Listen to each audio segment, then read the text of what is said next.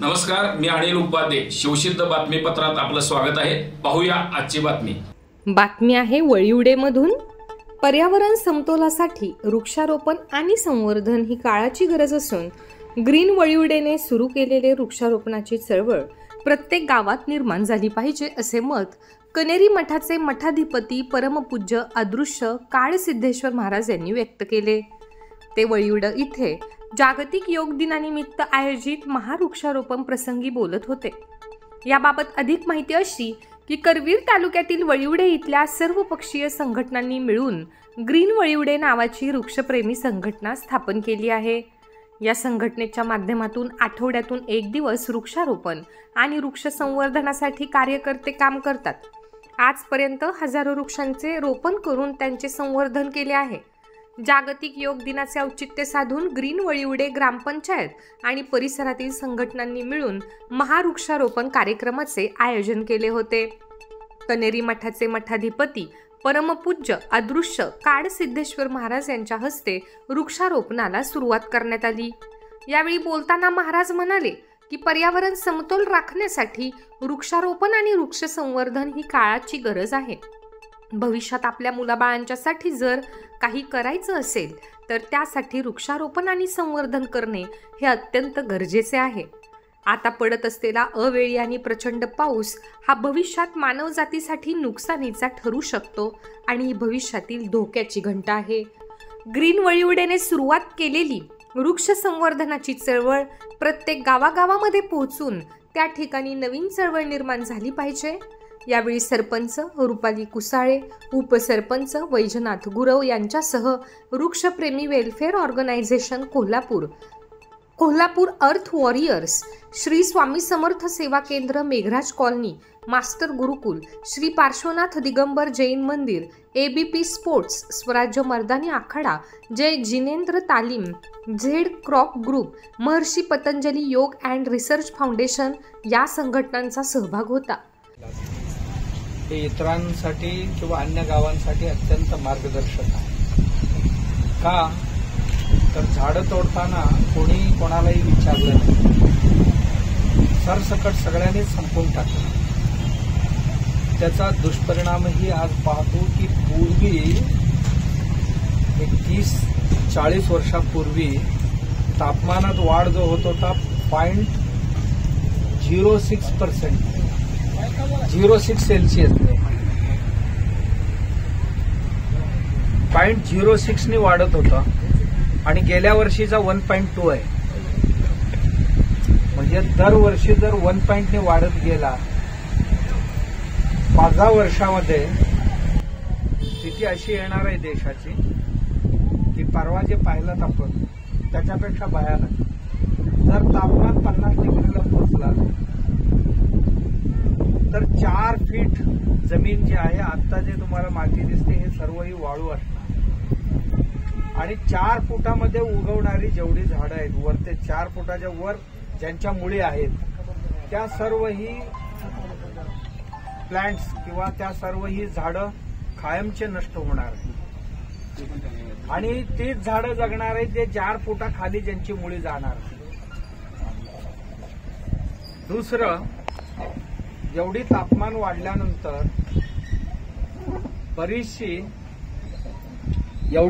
वाढल्यानंतर बरीचशी प्राणी नष्ट होणार आहे. म्हैस कायमचाच जाणार आहे. जर्सी नावाची जी प्राणी आहे ती सर्वही जाणार आहे आणि छोट्या छोट्या पाखरं विखरं ज्यांना ऊन सहन होत नाही कारण त्यांची वास्तव्याला लागणारी झाडच नष्ट होत असल्या कारणाने कुठल्याही पक्षी, कावळा सोडून बहुतेक करून इतर पक्षी जिवंत राहणार नाही. आणि आम्ही मंडळी जी आहोत, पाठीला सिलेंडर बांधून पुढे एक मास्क बांधून रस्त्यावर फिरण्याची वेळ आपल्यावर येणार. का की वायुमंडलामध्ये तापमान कार्बन इतकं वाढणार आहे. मी म्हटलं ना आपल्याला की आता 1.2 ने वाढायला लागले, पूर्वी 0.6 ने. आणि जितके कार्बनचे कण या आकाशात वाढतील तितकं आणखीन तापमान वाढणार. कार्बनचे कण हे सूर्यकिरणाने आणखीन तापणार तापले की पुन्हा तापमान वाढणार. त्याचा परिणाम असा होणार की समुद्रातले पाणी प्रचंड तापेल, तापून वाफ तयार होईल. आणि जसा परवा पाऊस पडला, आपण बघितलात की 1 महिन्याचा पाऊस 1 तासात पडला. त्याच्या आधी 8 दिवस आधी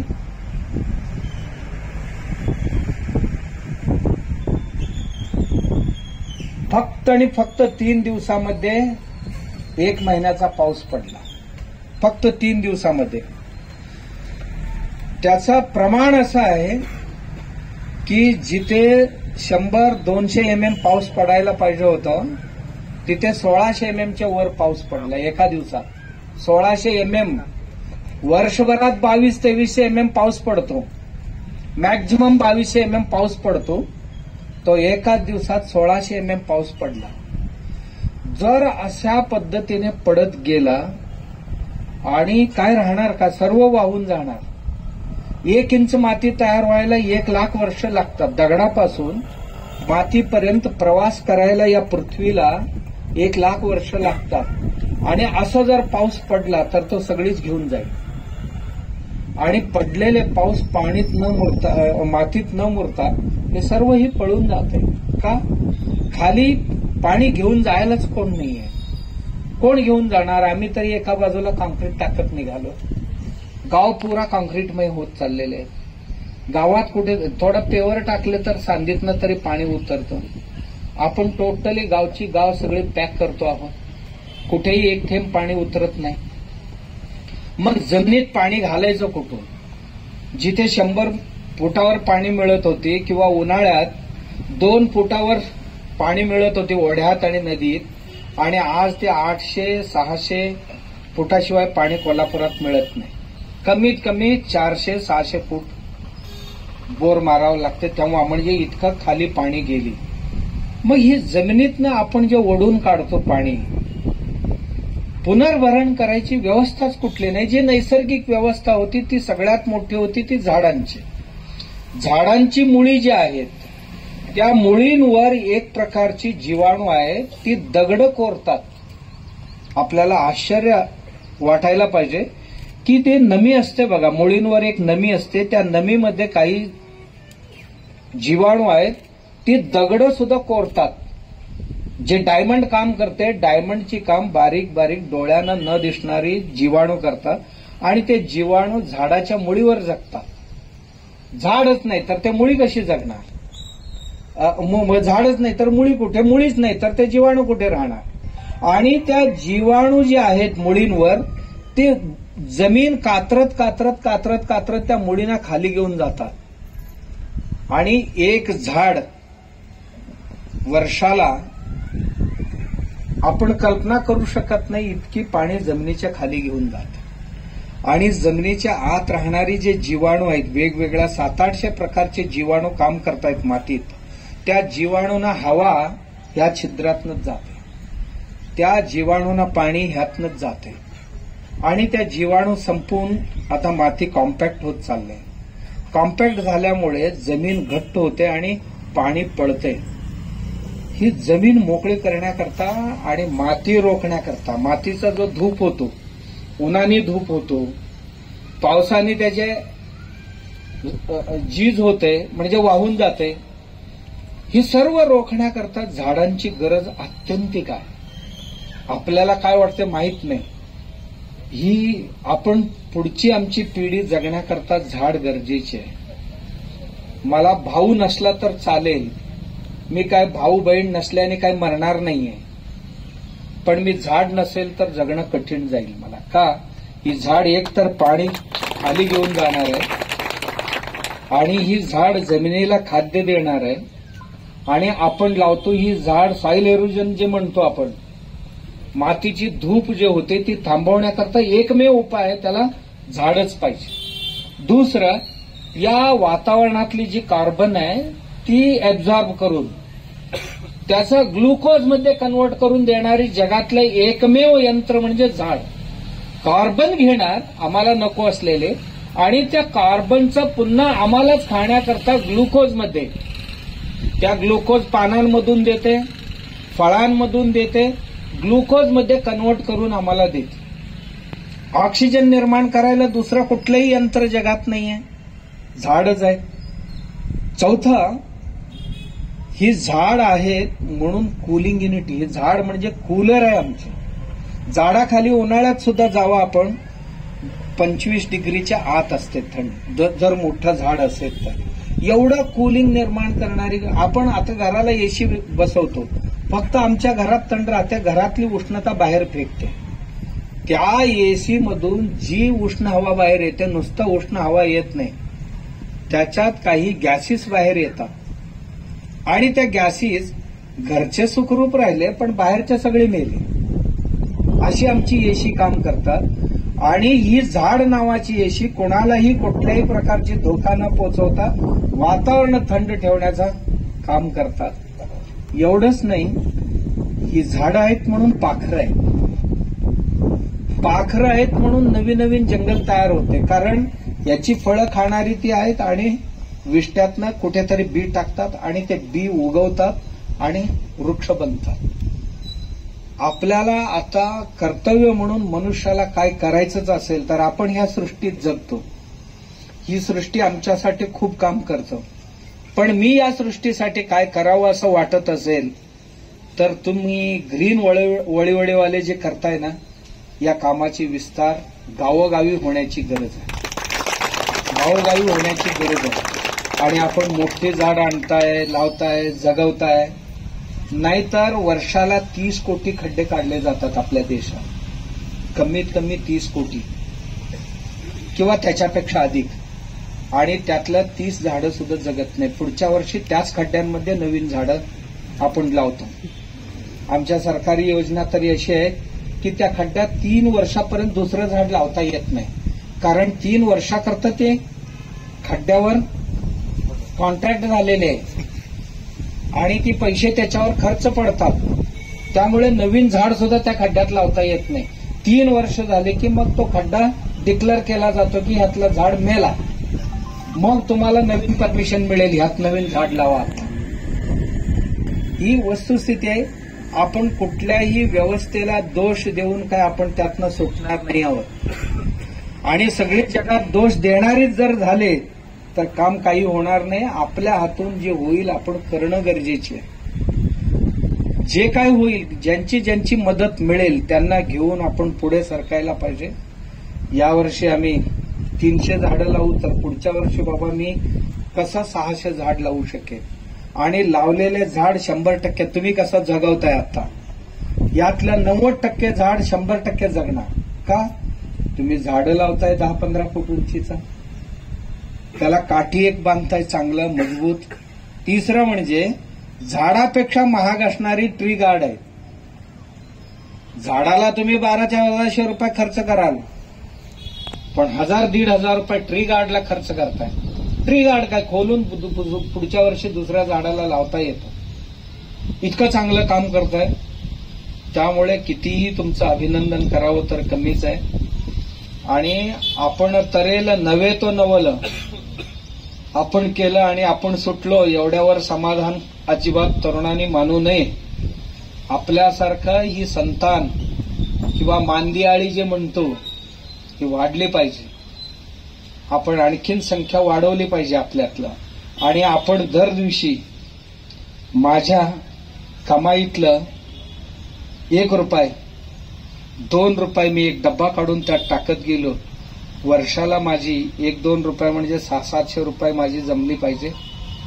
आणि माझं एक झाड दरवर्षी मी कुठे का होईना, समजा आम्हाला शहरातली जागा संपली बा, शेतकऱ्यांना धरा, शेतकऱ्यांना सांगा तुम्ही थोडी पैसे द्या, आम्ही देतो. चारणे तुम्ही द्या, बाराणे आम्ही देतो. आणि तुमच्या शेतात तुम्ही झाड लावायचं आणि ते वाढवायचं.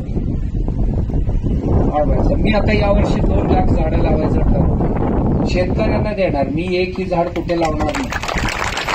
झाडं शेतकऱ्यांना देणार.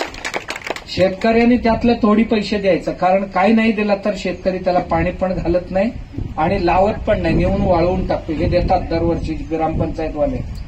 तो घेऊन जातोय, लाईन लावून भांडणं करून झाडं घेऊन जातोय आणि त्यातलं एक झाड जगवत नाही. तो असं का करतो मला माहित नाही, पण त्याची पैसे त्यात थोडी पडले तर 100% जगवतो. आम्ही याचे प्रयोग केले आमच्या गावात. आंब्याची झाड दिले, 150 रुपयाला एक झाड आणले, लोकांना सांगितलं 75 रुपये तुम्ही द्या, 75 मी देतो. दिली त्या लोकांनी, 100% जगलेत. म्हणजे 99 सुद्धा नाही का, त्याची 75 आहेत ना, त्या आहेत ना. त्यामुळे तो लेखही मरू देत नाही. आंब्यापासून गाव स्वावलंबी. आज गावात दुसरीकडनं आंबा आणावा लागत नाही. 4-5 वर्ष झाली आता आंबा यायला सुरू झाले. आणि फळांनी गाव स्वावलंबी बनायला पाहिजे. बनतील. यावर्षी आम्ही ठरवले की 2 लाख झाडं लावायचं. आपण ही संकल्प खूप चांगला केलाय आणि ही संकल्पाचा विस्तार आपल्या हातून व्हावं. त्याच्याकरता आपण लोकांकडे जाऊ ना. आपणही आपल्या खिशातल्या घालू, लोकांकडनंही मागू. लोक देणारी पण आहेत. आता तुम्हाला काय कमी पडू दिले का? नाहीये. तुमच्याबरोबर नवीन नवीन संघटना स्वतःहून यायला लागले, जुळायला लागले. तुम्ही खूप चांगले काम करताय. तुमच्याबरोबर आम्हालाही सामील करून घ्या अशी संघटना म्हणतायत. म्हणजे आपण चांगल्या रस्त्यावर आहोत आणि योग्य रस्त्यावर आहोत असं समजायला हरकत नाही. पण याचा गर्व सुद्धा वाढू नये याची काळजी सर्वांनी घ्यावं. नाहीतर आमच्यासारख्या कोणा मुसकाट्याला लावेल असंही नाही चालणार. तर खूप चांगले कार्य केलात आपण. आणि आपलं रिप्लिकेशन गावोगावी व्हावं. अजून वेळ आहे. जुलै संपेपर्यंत आपण झाडं लावू शकतो. अजून आपल्या हातून खूप चांगली ही सेवा वसुंधरेची व्हावी आणि ती शक्ती सामर्थ्य भगवंत आपणास देवो अशी भगवंताचरणी प्रार्थना करतो. आणि तुमच्या ह्या आनंद सोहळ्यात मलाही सहभागी करून घेतला त्याकरता मी धन्यवाद देतो सगळ्यांना. नमस्कार. नमस्ते. सर्व योगप्रेमी आणि योग जिज्ञासूंना 11व्या आंतरराष्ट्रीय योग दिनाच्या हार्दिक शुभेच्छा.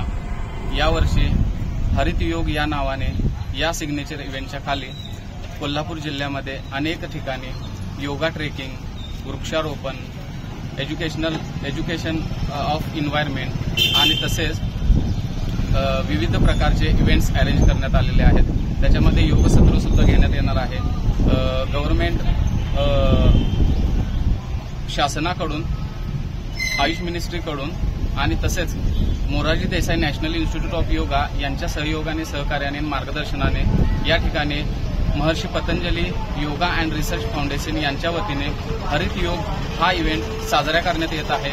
त्याच्यामध्ये हजारो लोक सहभागी होत आहेत. आपणही याच्यामध्ये उत्साहाने सहभागी होऊया आणि या आंतरराष्ट्रीय योग दिनाला व्यापकता देऊया. धन्यवाद. शिवसिद्ध न्यूजसाठी वळिवडेहून प्रकाश दळवी.